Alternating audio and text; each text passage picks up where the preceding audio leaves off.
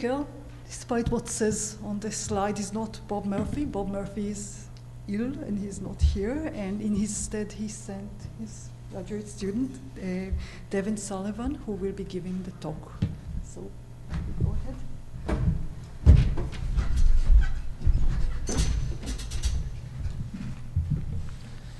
Thank you. So I want to talk to you guys today about a question that our lab has been interested in for some time now, and that is how do we learn the subcellular organization of both subcellular structures and the proteins within them from fluorescent imaging data.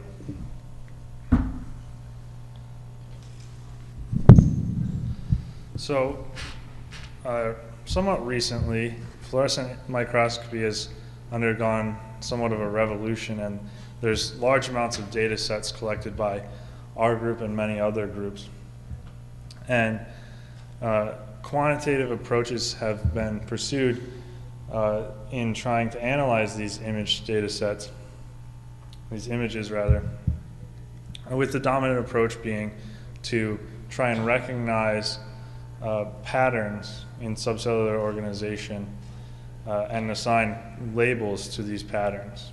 And this work has been very successful in that task. However, these descriptive features are not sufficient, and they're not sufficient for the following reasons. They don't capture fractional patterns, that is, proteins distributed amongst multiple subcellular structures or organelles. They don't capture changes in spatial temporal changes in subcellular organization under perturbagen conditions. They don't capture variation amongst cells within a single population. And perhaps most importantly, they fail to capture any new phenotypes that might arise, that is, new patterns that there is no label for yet. Further, these features are not global, and therefore they really don't provide a means of comparing images that have been collected under different microscopy conditions or for different experimental conditions. So one method our lab has pursued in trying to solve some of these issues with the descriptive image features is that of pattern unmixing. And the reason we want to do this is, again, to try and determine the fraction of fluorescence within a given subcellular component or organelle. And our lab has demonstrated that this approach is in fact feasible at estimating the percentage of fluorescence within these subcellular so-called fundamental patterns. And that was work that has been published over the past couple of years and that Dr. Murphy gave a highlight talk on at ISMB 2010. But what I want to really focus on today is, given a method that can do this unmixing, how do we learn models to describe the actual subcellular organizations and components and their variations and spatial temporal changes? So this slide sort of lays out the central concept of our work in generative modeling.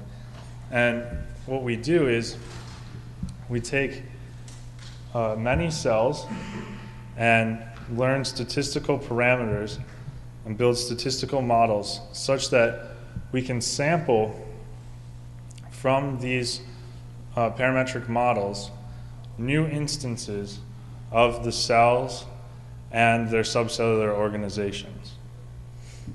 So this is work that was previously done by Ting Zhao and Dr. Murphy in 2 dimensions, and what I'm going to focus on today is some of our work that has extended this methodology to 3-dimensional space. And I'm just going to talk a little bit about how we develop these models and some of the components that these models are made of. So we start out by building nuclear shape models, and it's important to start with the nucleus because this gives us a frame of reference for the cell. It's always inside the cell, and the cell is going to be built around this eventually. So what we do is we take the cellular image and we segment out the nucleus. And so the segmented nucleus is shown here in the top center. And then we unwrap the nuclear surface in cylindrical coordinate space. And that's shown here in the bottom left here, which gives us a sort of some sort of function that we could fit to this surface. And what we do is we fit it with a B-spline surface, a smooth B-spline surface, which gives us a smooth representation of this nuclear surface and allows us to fit parameters and learn parameters over this ensemble of cells for the nuclear shape, and which we can then sample from. So as I said, once we have learned a model for nuclear shape, we can then build a cell shape around this nucleus. And the way in which we do that is that we just take the nucleus and orient it along its major axis, and then we describe the cell shape as a ratio of distances of the cell edge and the nuclear edge to the center of fluorescence of the nucleus. And it's important that we build this this cell shape model conditional upon the nuclear shape, because if we don't do this, then we're not going to be able to synthesize images in which the nucleus is properly positioned within the cell. So now that we've done this, we're able to synthesize new instances of cells and nuclei in 3 dimensions. So here's just a couple examples of synthetic cells and nuclei, and now we can begin to fill these frameworks with various protein patterns. So the first type of protein pattern model I'd like to talk about is that of vesicular organelles. And the reason that vesicular organelles are interesting is that they account for the transport of things throughout, into and out of cells. And so they're a very important structure within the cell and how it interacts with its surroundings. So what we do is we take the original fluorescent microscopy image and we smooth it and filter it, here shown in B, and then we fit that fluorescence with a number of Gaussians. And this gives us parameters for the number of Gaussians present, their relative size and shape, as well as the relative intensity of each Gaussian. So once we've learned the relative number, size, shape, and intensity of these Gaussians, we need to also learn where within the cell they might be. And so the way we parameterize this is, again, as a ratio of distances, this time between the relative distance of an object to the cell membrane or the nuclear membrane. And so we create this sort of grid here, or in 3 dimensions, three-dimensional mesh. And that basically describes the likelihood of an object to be at a particular point in space within the cell. So this gives us 2 important components, that is a radial preference and an angular preference for where to place an object, or how likely it is that an object will be placed there in a certain orientation within the cell. The next type of model that I'd like to talk about is our microtubule model, and this is a cytoskeletal model. And so up until now, I've been describing models that we measured and modeled in a direct way. That is, we measured some parameters of the images and then sampled from those parameters to generate new instances. Microtubules and cytoskeletal models present a somewhat different challenge in that these parameters are not easily directly estimatable from the images themselves. So we have to turn to this indirect modeling approach and use some inverse modeling methods, which I'll describe now. So just to set up the problem that we have, we basically have some sort of cellular geometry here with a nucleus and a centrosome from which the microtubules will be generated. And we want to learn the number of microtubules, their mean length, and their collinearity. We then apply a point spread function to this synthetic image, and that allows us to compare the synthetic image of microtubules to our original real data images.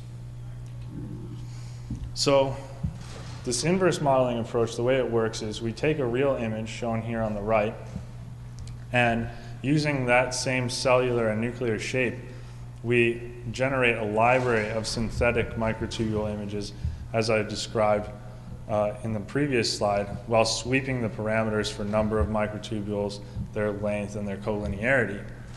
And then we compute image features, in this case texture features, on all of those synthetic images and compare those feature values to the feature values extracted from the real data. And we choose the synthetic image that minimizes the Mahalanobis distance of the feature that we calculate. So here you see on the left a real data image, and here a synthetic image, and although they might not look exactly the same, what's important is that the image features calculated on these images are actually very, very close, and therefore we can say that the parameters that represent the microtubules here are probably the same, that is the number and their lengths and collinearities. So in order to use these models effectively, we've developed a cohesive tool that we call CellOrganizer, and this brings together our nuclear shape, cell shape, vesicular organelle, and microtubule models into a single toolbox, and it's available publicly on CellOrganizer.org. You can go download it, and it carries out two main tasks. That is, it learns models from imaging data, so if you have your own images that you'd like to learn models for, you can use it to do that. And it can also synthesize images from learned models, either ones that you've done, or we provide models on the website currently for the HeLa data sets, both in 2D and 3D. So CellOrganizer is capable of several outputs. The first being a conceptual model, and that's represented as several different images or as just a single model instance. And these images come in a variety of formats, which I'll kind of walk through in just a second. But also it's important to note that these images can be output as a manifold mesh for use in cellular simulation tools such as MCell.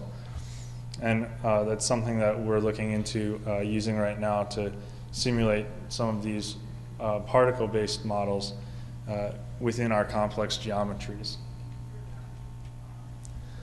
So CellOrganizer provides us with a way to combine these tools and synthesize instances. And I'm sorry, I went back a slide. That's why it threw me off. So this is some example images of what CellOrganizer will output.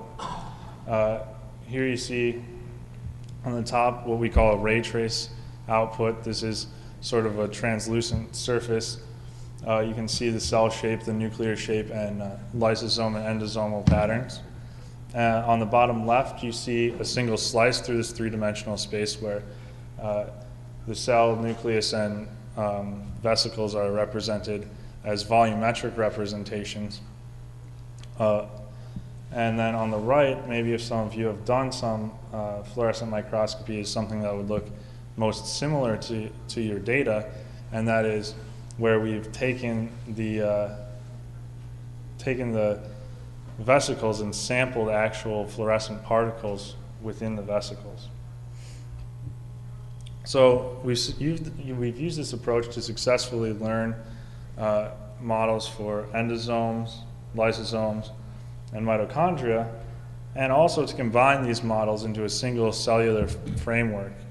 And this is useful in observing how these models might be appearing within a single cell framework, which is not directly observable using fluorescent microscopy due to the limitations of numbers of fluorophores that you can directly observe and separate using the fluorescent spectra. We can also combine our vesicular models and microtubule models in CellOrganizer.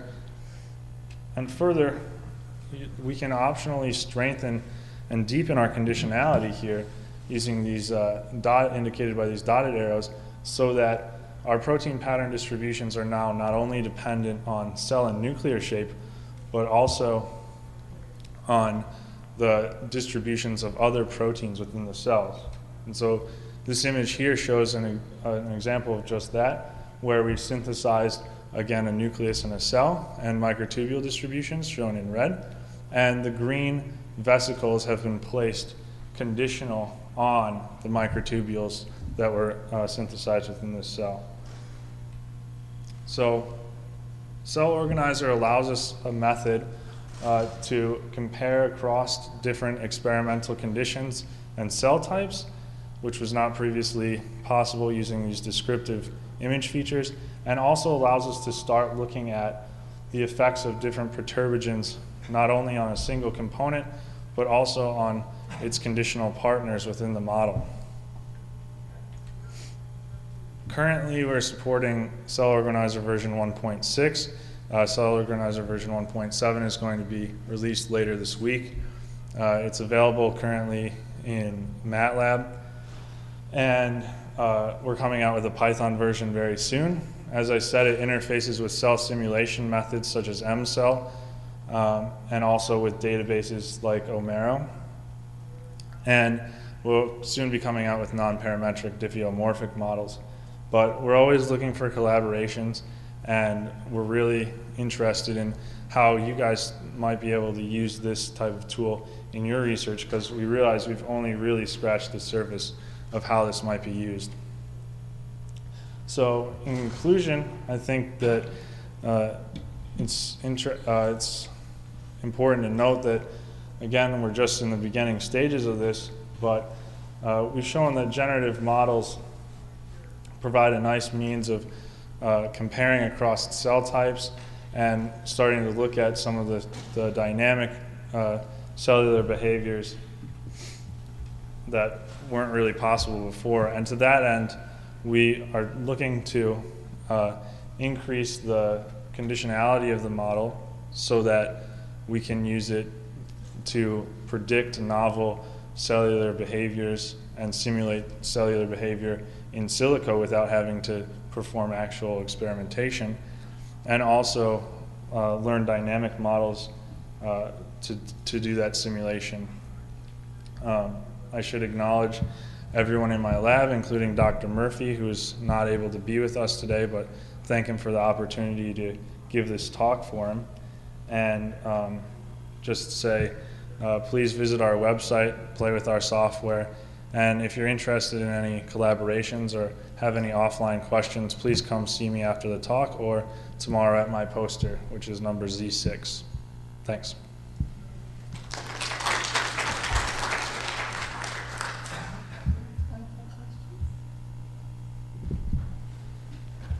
So the ER doesn't appear as a component. Why is that? Is that unimportant, not modelable, or? So we are currently working on reticular models. You can learn ER model as represented by the vesicular model. We've just found that the ER is not as well represented by an ensemble of Gaussians. So we're working on developing reticular models right now, but it's currently not supported in CellOrganizer. Hey, is it possible to use this method for non-globular cells like neurons or macrophages or something?